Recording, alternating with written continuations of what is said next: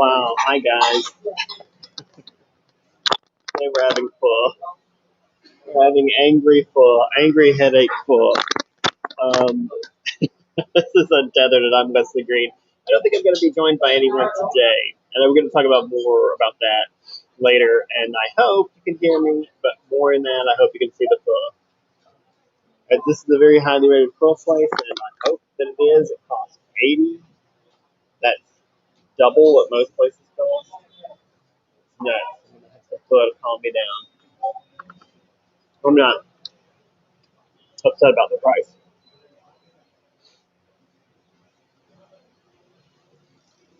It's oh, you know what? We need to go back down there and look, because last night I went to have pho with Scott, and at the end of the meal, I said, "Well, did you enjoy watching me eat noodles?" And he's like, "There's noodles in there." So obviously, I didn't do my job as a host to show you what's in the pho. So we're going to show you. This is beef pho. Beef pho is the traditional style of eating pho. Um, some people say pho. I don't know which is preferred, but this beef. So there's beef in there. You can have chicken with it now. Now, I mean, it's been like that for decades, but yeah. So chicken is acceptable now. It was not back in the day, but it is a noodle dish. So there are noodles in here. The main thing you're eating is noodles. It is occasionally served with bread. I always like to have. This is crispy, deep fried bread, and basically anything deep fried I can go for. So, not everyone has the bread.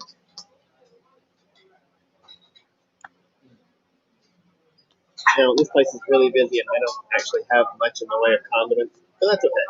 It's actually pho is best without condiments, I think. I'm going to have a big bite of pho.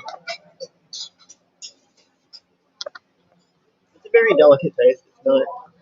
It's nothing hugely overpowering. As you can see, they put a lot of greenery in there, especially green onions, and yeah, it's mostly green onions. Sometimes there's a variety of greens in there, but it is mostly usually green onions. And that's pho. It's very simple. The stock holds most of the flavor.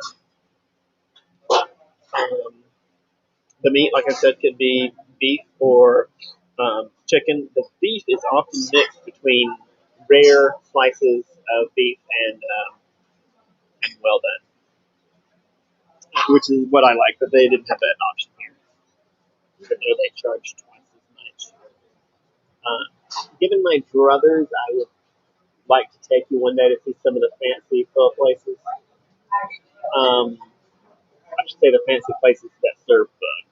They're not really pho places, but I mean they'll do it in like the high end Marriott hotel restaurant.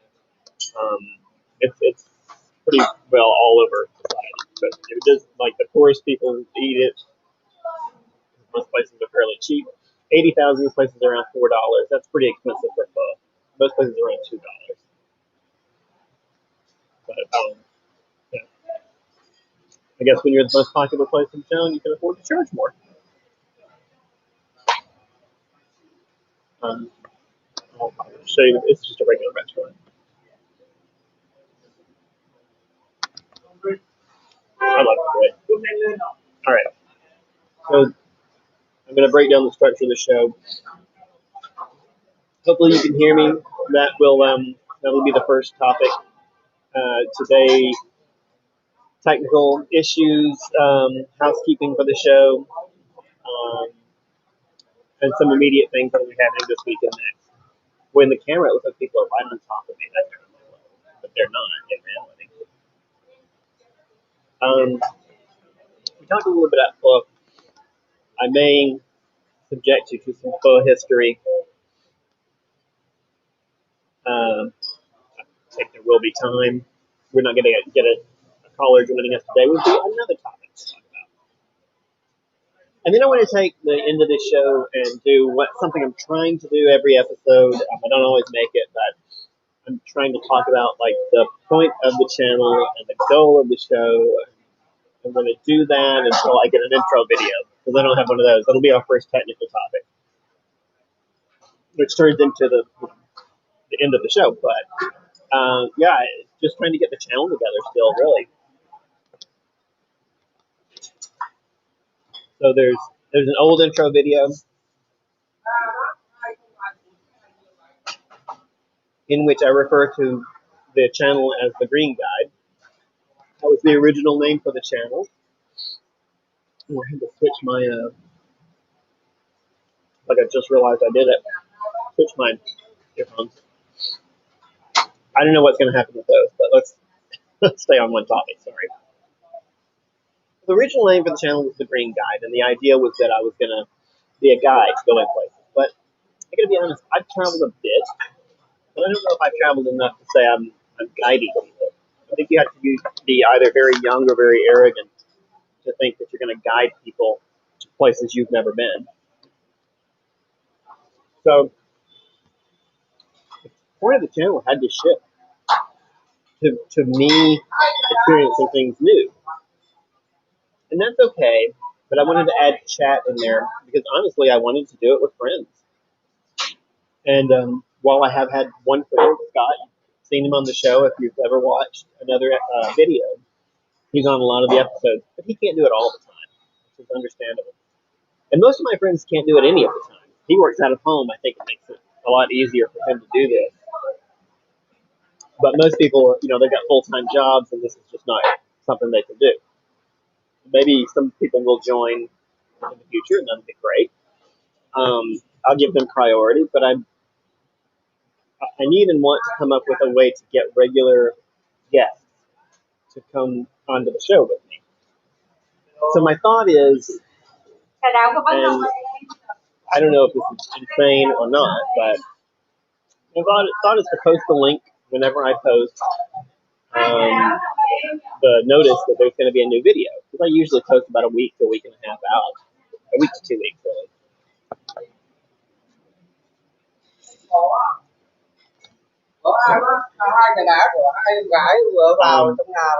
So whenever I post the message that says join me for this, then I'm just thinking, why not include the link to the live stream on there? That way, if anyone tunes in, they'll be able to click the link. One crippling thing about doing this is most live streamers are able to do the same time every week. You can just do it on the regular. But with the travel theme, if you're going to be live, you can't really do the same time all the time. If I'm doing a lunch pub, that's going to be different than going out for drinks at a rooftop bar or something like that. Just by the nature of the beast, it can't be the same time every time.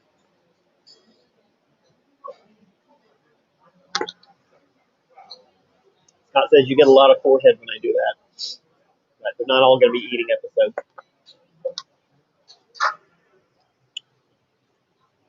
Eat the bowl. Anyway. So it's going to be difficult to get viewers, one thing. But also it's going to be very difficult to get guests to come on.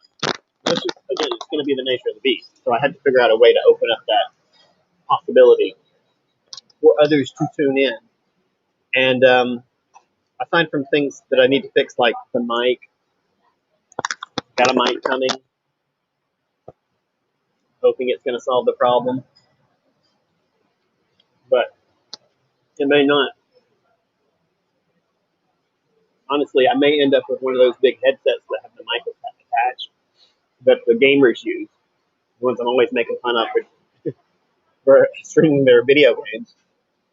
I may have to resort to that because nothing else seems to be working. The earphones that I tried to use today, they just didn't work. They're just not even an option on the list. That problem may resolve itself with better software. Yet another technical issue that I'm trying to overcome, which is I could have actually gotten people trying to join the stream today. I wouldn't have known it. Software kept cutting out every time I switched to assume it's working now. Every time I switch to a different window, because obviously I'm on the bus trying to get here, and I look at the map and then come back to the software, I have to restart the stream. And then the very last time, just before I started it to now, the stream disappeared. And the option for the stream that I'd scheduled a week ago just disappeared. Ain't that something? Well, so these problems, some of the problems that I have is because I'm not technically adept. But the fact is, nothing like this should be going on midstream. You know, like switching the camera is brain surgery. On this thing. It is. There's no button to flip it around, and it makes things quite difficult in the middle of a stream. And should I ever get any viewers, they are not going to stay tuned in through 15 minutes of me trying to flip the camera and then restart the program and force stop the software and all this stuff. So I've got to get something that runs smoother, even if it's just very simple. It doesn't have all some of the bells and whistles, but hopefully I'll find something that has everything. There's a lot of software out there. This was a trial run for a month. And, it's up next week, and I'm moving on to the next software and see if I can find something. So we're going to hope some of the problems get fixed then. Hopefully the mic issue will get resolved by then.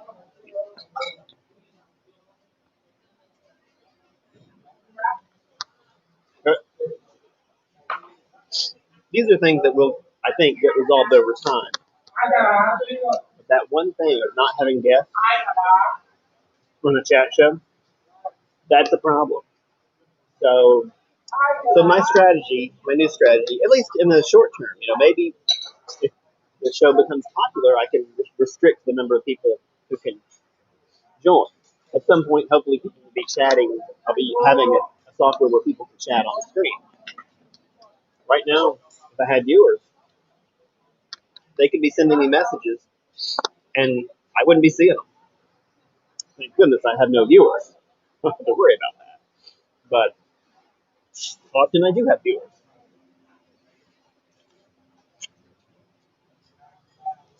And I can't see the messages.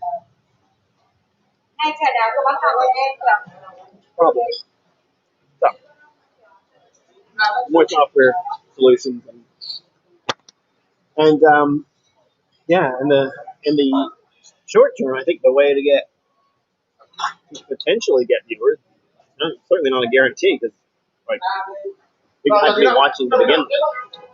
But yeah, I think it's definitely a better solution to put the link in the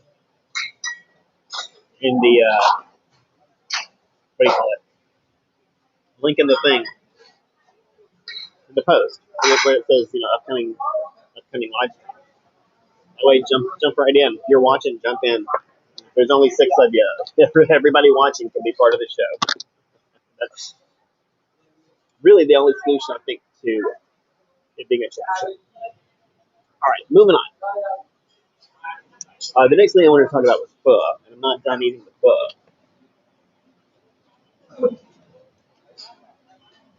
Back. This is the part where I pull out my notes. A lot of it was interesting. I don't trust my memory, especially with all the other stuff that I'm trying to figure out for the stream. Although I don't think the point of the show is not for me to pretend to be an expert. I'm not trying to pretend to be an expert in any of this stuff. I'm definitely not. So we're kind of discovering things together. Now, there's kind of a cheat here in Hanoi, which is in the future, I hope.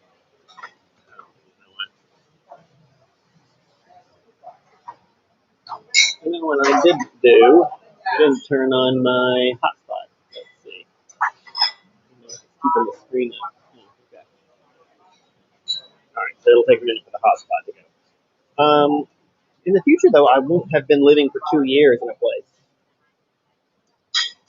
before I take you to go have pho. So we're gonna have to discover it together.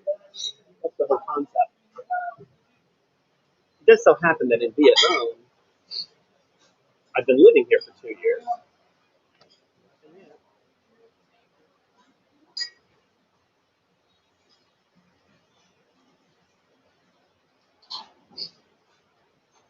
It does seem like um, technology is a lot less automated than it's supposed to be.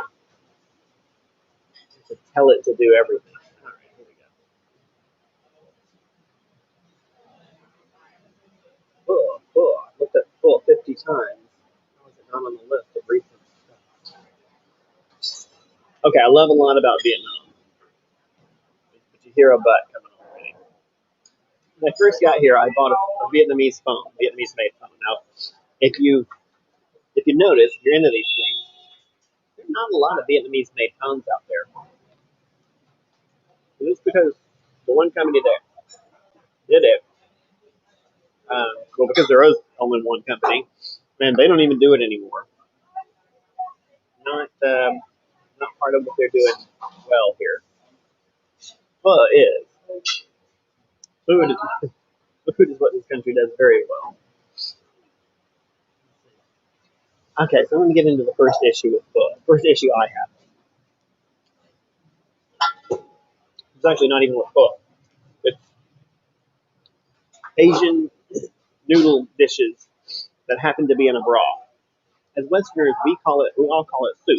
Oh, it's a soup. You're eating soup. That's soup. Now,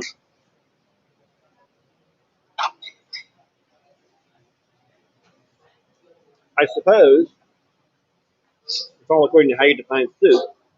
But to me, soup is not just something in a broth. It's a combination of different ingredients in the broth, and it all works together to produce a dish. It's not just one or two things in broth, and the broth adds some flavor, and therefore soup. Like even chicken soup, chicken noodle soup in the U.S. tends to have other things in it, right? That are not just flavorings or spices like the green onions here. There's different ingredients, right? There's vegetables, root vegetables, and things that are in the soup.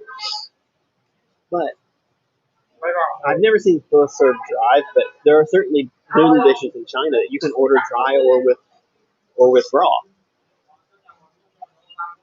Given that, can it be a soup? Can something be soup if it doesn't matter if there's broth in it?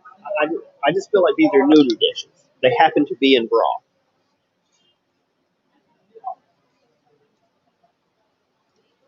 It's a skill to be able to rant about soup. But I just don't feel like it's a noodle dish, which is great. And it's a great dish. I love pho. I'm just saying. I'm probably saying it wrong too. I heard pho and fur. That can be regional dialect. All right. So pho is noodles, beef, um, and herbs. Look, the broth is where the flavor comes from, for sure. The meat is usually beef. Um, it can be chicken. Chicken's very popular now. That was not originally part of it.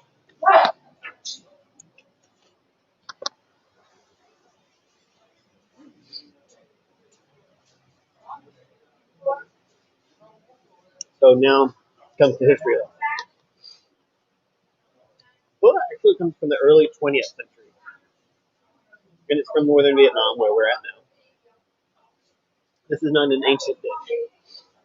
Um, Now, the reason it's become so globally popular is because the number of refugees from Vietnam spread it around the world.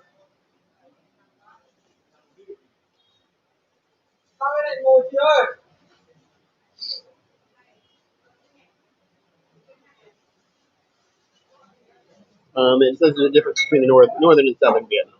Okay, I believe that. Well, evolved from other similar noodle dishes, right? Gotcha.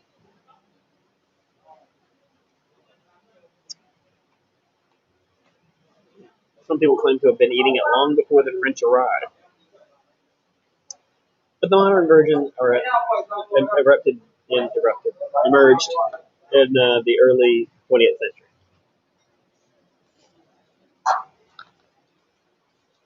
like 1900 early.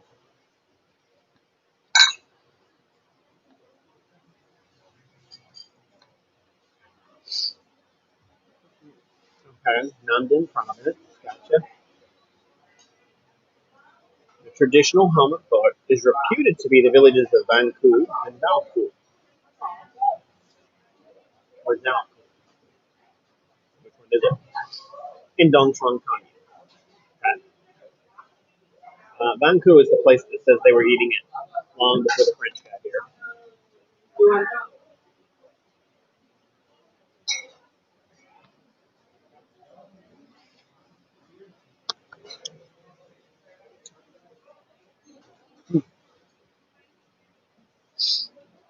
Reasons include the availability of beef due to French demand, which in turn produced beef bones that were purchased by Chinese workers to make into a dish similar to pho called Lu Fan. And for this dish was initially the greatest workers from the provinces of Yunnan and Guangdong. Wow, I'm always trying to distinguish like um, Vietnamese and Chinese cultures, and they're like, well, it really comes from Yunnan and Guangdong, which is our Chinese province, who had an affinity for the dish due to its similarities to that of their homeland, which eventually popularized and familiarized the dish with the general population. Dropping my notes. Pho was originally sold at dawn and dusk by itinerant street vendors who shouldered mobile kitchens on carrying poles, and the pole hung two wooden cabinets. Yada da da da.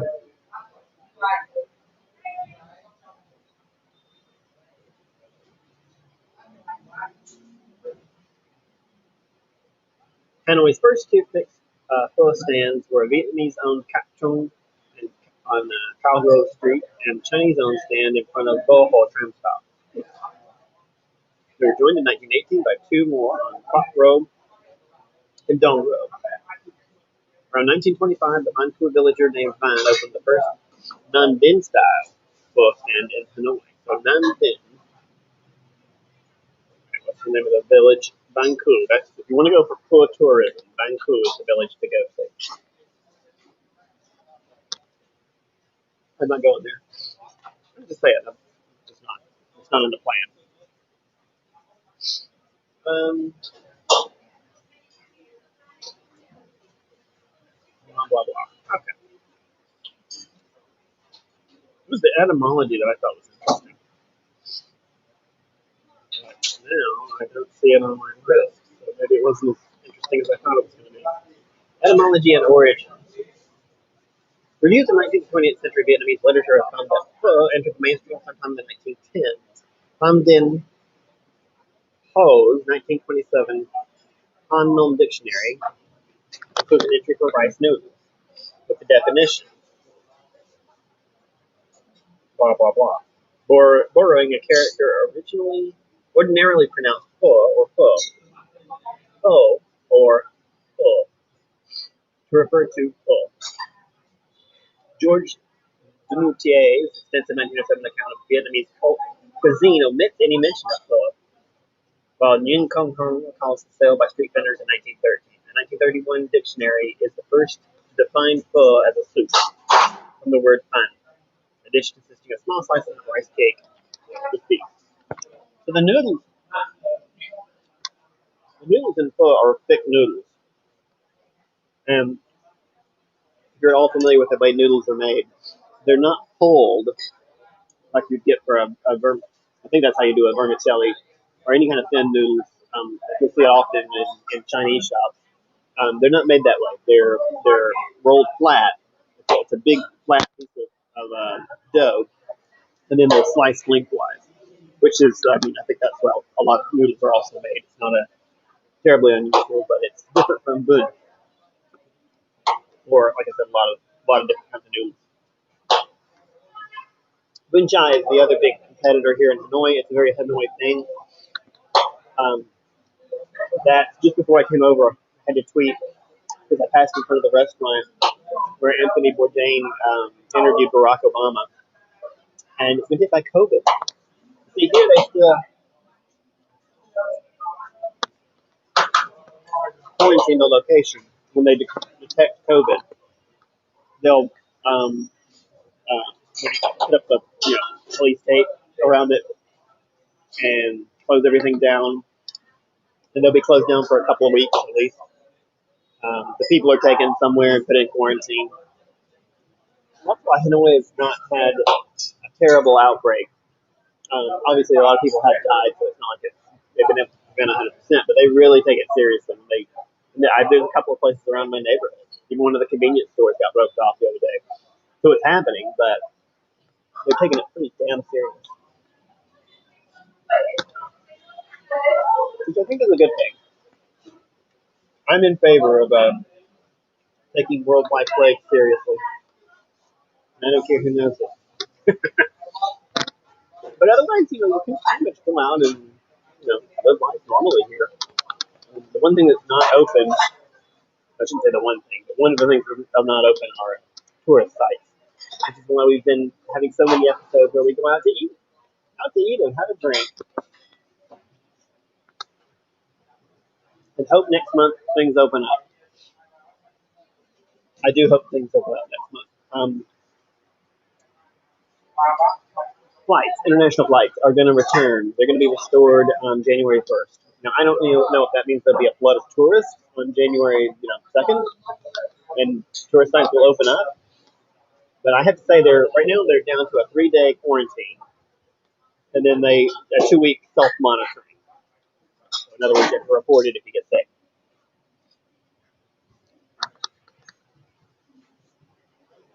Um, Besides all the, you have to have proof that you've been vaccinated before you can fly, and you have to have a negative COVID test 48 hours before you can fly or something like that. So what kind of rules in place? I don't think it's going to be hordes of tourists on day one, but some people, boy, they've just been eager to go, and that's great. Honestly, I can't say I would do it if I had the money, which I don't. But to go through all of that to take a vacation, it seems like you could just wait. But I'm glad they're doing it. They'll come here and things will start to open up, and I can do some episodes in some places that are not tourist shops. Not that it's not nice to be here. I love this shop. The food is great. I'm very glad I can be here, but it would be nice to be able to do some other things. When I do an episode with Scott, I always mention some great historic site. He's like, we should go there. And I'm like, yeah, they should open up. I mean, when they open up.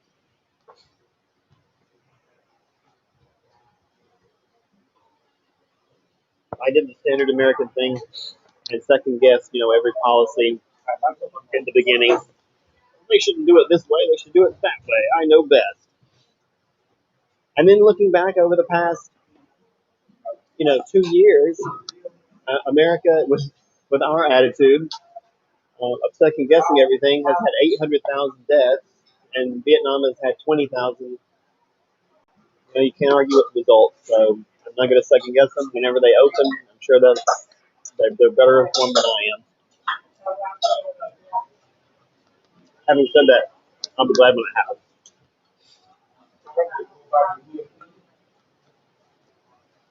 Although that will enter into a different arena of problems with the visa. They've been really good about automatically extending my visa since I've been here because COVID. If you force someone to leave and get a new visa, then they can't come back. In fact, I can't even leave, really. Most of the bordering countries are closed to entry.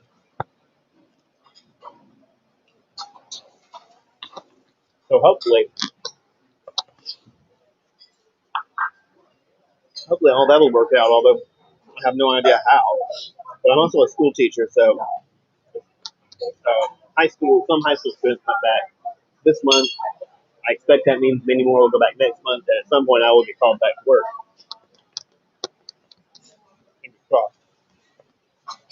All right. So we learned about talked a little about practical issues. Now it's time to talk about impractical issues, which is to say the greater idea behind the channel and what I'm doing. So the idea is travel, chat, live stream. The greater idea is that I'm trying, as long as I can make it work financially, to commit myself to traveling destination to destination, one after the other, for the next 30 years. My channel has written at the top a link that says 30-year travel plan. That may sound like a joke, or maybe you think it's a list of 2-week vacations that I plan to take over the next 30 years. No, it's a list, it's a map. And unfortunately, it's kind of cluttered right now because I've added the stuff I want to do here in Hanoi, which is not really part of the 30-year plan. But there are about 300 spots on that list, and unless my math is really bad, and that's possible, if I spend 1 month in each of those, and it's not guaranteeing it'll be exactly a month each time, I'm looking to produce a show called 30 Days in each location. But nevertheless, if you guess about 30 days in each of those locations, it's about 30 years worth of travel. The plan is to just do that, to just go from one place to the next. They're not in sequential order. It's not a temporal plan. It's a spatial plan. So that's the point. That's the goal. That's 30 years worth of solid travel. Can't guarantee I can make that work. This is my commitment right now that I'm making part of the show. So I want to be able to travel nonstop and post not every day. My goal is to do every work day. So not Monday through Friday, 5 days a week, because some things will be better on the weekend. But to take 5 days a week and post a live stream every day. Today I'm going to try and do a 45 minutes to an hour. Some things will be 3 hours because that's just what it takes to do that particular activity, and some things will be half an hour because that's appropriate.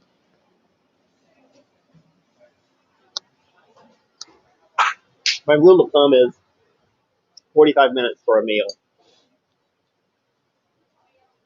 So I tend to go over every time, but I definitely want to post regularly. I want to get more people involved. So like I said, if I can't get people to call in and friends of mine to be on the show, then whoever's watching right now could just click the link. I probably won't do that maybe until next year, till after the new year. But yeah, then they can just call in and we can chat. And then we'll have the chat portion of the call in and chat. Because right now I'm traveling by technicality. I'm actually live here in Hanoi, but it seems like travel, right? There's certainly plenty of stuff to see and do here.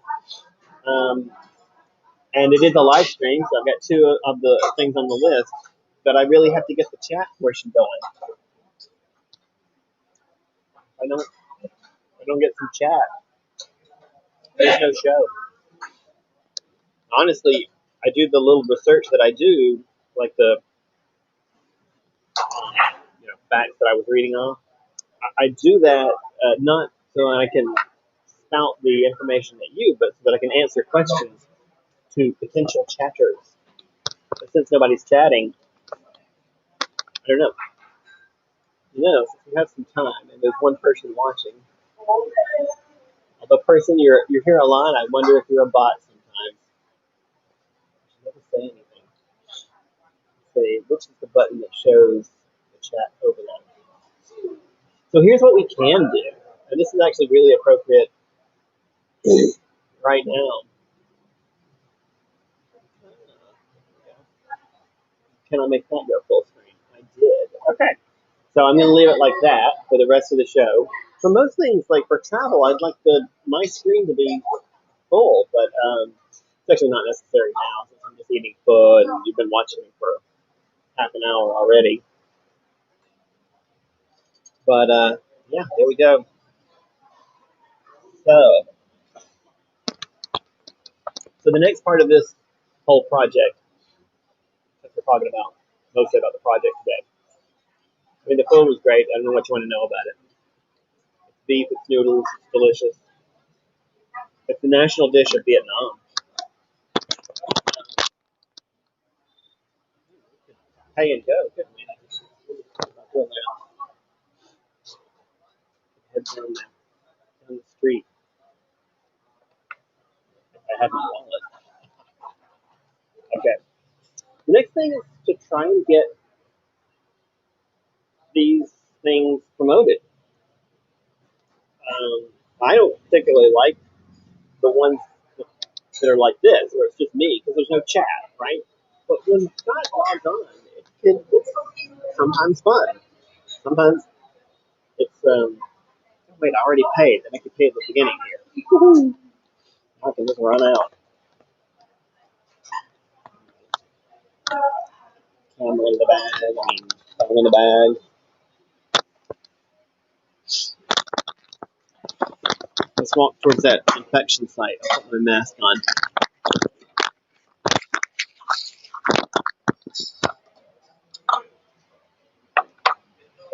Ah.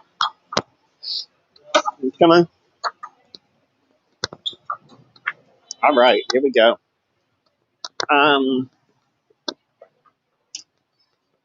Okay. So, yeah, I want to promote these because some of them turn out a lot better than I think they're going to turn out, if I'm being honest. I'm pretty self-critical, and I think they're going to be terrible. Then I go back and watch them, and they're fine. Unless the sound didn't come out, which happens a lot. But aside from technical issues, I think it's not a bad concept. Let's just walk out to the street. That's the best thing to do. So I want to start promoting these. That's a big thing. So I want to get more guests, promote more, find better software. There's a long list of things that need to be done here on the channel. But the last thing I want to talk about, because I'm going to do, whoa. Oh, it is a bot. It says something that looks like a website address. I don't know what that is. I'm sure I'll find out as I do more of these. But it looks like to the machines, it looks like people are participating. So, it's not all bad. I invite you to join further bots. Anyway, what was that noise? Anyway, so the last thing I was going to talk about is things opening up. One of the big obstacles we've had so far is there's the intent is to have, a thrilling episode where we do something exciting, and then maybe an episode where we sit around and drink beer, coffee, or have some noodles. So, that we haven't really had that because there's no exciting episodes. Nothing's open. So the only thing there is to do is sit around and eat noodles. And while I enjoyed that, that's fun. It's not. I know it's not quite as fun to watch. So that's where the chat is supposed to fill the gaps in. I'm not going to turn the camera around because this software makes it so horrendously difficult to do so. But I am going to turn you around physically, and you're going to see this spot. Whoa, dangerous, isn't it? All right. Okay, now. Yeah, no action. I was just killing time. All right, now you can see the Boon Chow place. We went and had an episode there just like a couple of weeks ago. And it's kind of cool. It's where, as I mentioned, where Barack Obama, where Anthony Bourdain interviewed Barack Obama, which has made it a famous, tourist site. And they've got a little glass case up around the table that they ate at. It was cute. And also the food is actually really good there. I guess, it's Anthony Bourdain. He knows how to pick food, right? And, oh, you can see the, walk closer.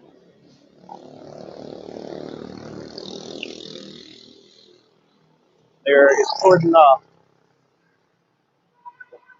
They've had some COVID cases there. That's what they do if COVID is detected. Again, I approve. It seems to be working.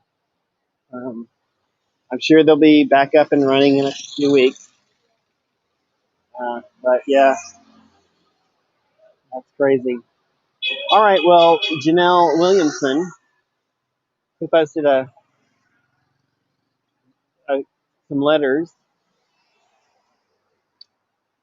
Thank you for watching. And we've got 2 episodes next week. One is a Christmas. One is coffee. And then after that, I want to go back to the 5-a-week schedule and do that for the foreseeable future. Anyway, please, if there wasn't some huge technical problem doing this that has caused you not to hear anything I'm saying, please like and subscribe. Subscribe if you want to get more notices. And maybe if you want to be on the show in the future. It's a possibility. I think it might, if I can get the word out that this is happening, then I might actually get some guests and some chat happening. And that would be good. I would like that. Yeah, like if you like the video. Comment if you wish to convey anything about what I'm doing here. Advice, criticisms, adoring comments, whatever. Let me know. And there's going to be another video coming up after this. So tune in. Watch it. This has been Untethered.